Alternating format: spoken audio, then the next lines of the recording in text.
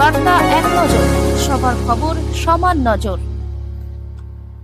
INTTUC Kolkata বন্দর এলাকায় প্রজাতন্ত্র দিবস পালন। ভারতের ৭৭তম প্রজাতন্ত্র দিবস বিশাল আকারে পালিত হলেও আইএনটিটিইউসির উদ্যোগে বন্দর এলাকায় বধুঘাট ২২৭ নম্বর বাস স্ট্যান্ডে এখানকার সাধারণ সম্পাদক মোহাম্মদ আফতার খানের নেতৃত্বে এবং সভাপতি অভিজিৎ মুখার্জি সহ সভাপতি কেয়া উদ্দিন আনসারি এবং জেলা কমিটির নগেন সাধুকা এবং রাজ্য কমিটি শরবিন্দু চক্রবর্তী বিভিন্ন নেতৃত্ববৃন্দ ওনার সবাই নিজেদের বক্তব্য রাখেন। কলকাতা থেকে অরুণ লোধের রিপোর্ট, বার্তা এক নজর।